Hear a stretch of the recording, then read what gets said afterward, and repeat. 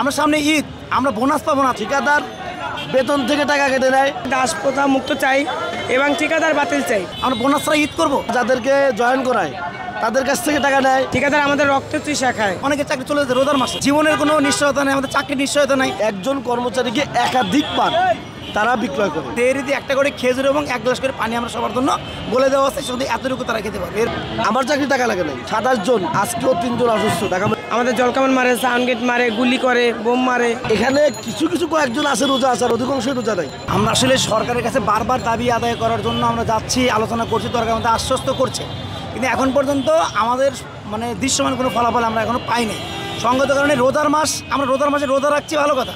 আমরা সামনে ঈদ, আমরা বোনাস পাবো না, তারা বোনাস পাবে। আমরা বোনাস ছাড়া ঈদ করবো। আমাদের এই চাকরি দেওয়ার প্রবণতা অব্যাহত আছে। অনেকে চাকরি চলে যাচ্ছে রোজার মাসে। তাহলে রোজার মাসে আমরা যখন ভালো থাকবো, আল্লাহর আপনার সন্তুষ্টি আদায় করবো, তার শুকরিয়া আদায় করবো, আমরা ইবাদত করব, সেখানে আমাদের জীবনের কোনো নিশ্চয়তা নেই, আমাদের চাকরির নিশ্চয়তা নাই।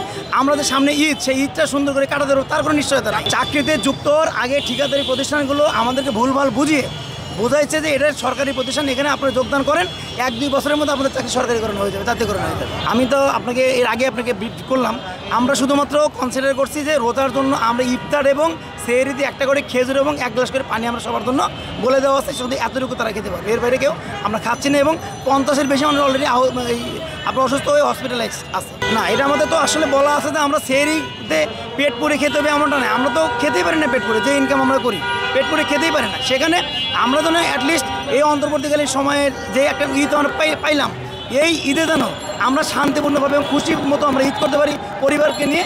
এই জন্য আমরা এখানে বসছি, দাবি আদায় না হওয়া পর্যন্ত আমরা এখানে থাকি। ঠিকাদার বেতন থেকে টাকা কেটে নেয়, সরকার নির্ধারিত টাকা দেয় না। আবার যাদেরকে জয়েন করায় তাদের কাছ থেকে টাকা নেয়, রিনিউর নামে টাকা নেয়। একজন কর্মচারীকে একাধিক পান তারা বিক্রয় করে। আমরা এই দাস প্রথা থেকে মুক্তি চাই, এই ঠিকাদার বিলুপ্ত চাই।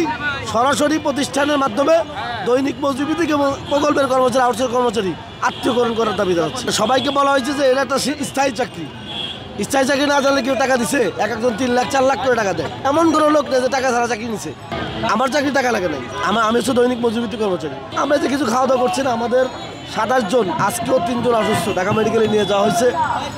তার প্রতিনিয়ত তারা অসুস্থ হয়ে ঢাকা মেডিকেল চিকিৎসাধীন নিচ্ছে। এখানে কিছু কিছু কয়েকজন আছে রোজা আছে, আর অধিকাংশই রোজা নাই।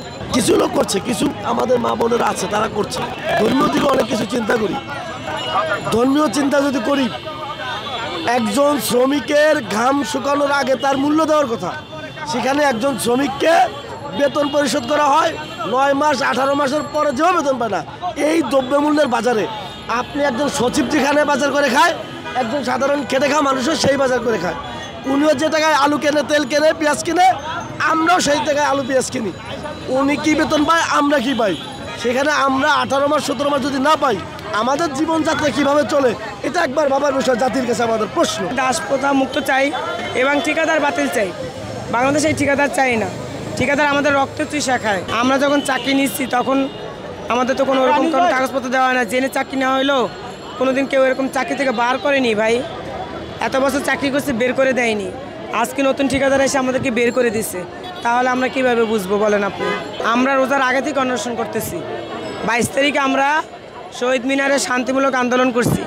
সেখান থেকে আসছি এই প্রেস ক্লাবে আন্দোলন করতে, শান্তিমূলকভাবে করতেছিলাম। প্রশাসন আমাদের উপরে হামলা করে, আমাদের জলকামান মারে, সাউন্ড গেট মারে, গুলি করে, বোম মারে, অনেক কিছু করছে। আগের সরকার যা করতো আন্দোলন করতে আইসা, এই সরকার তাই করলো।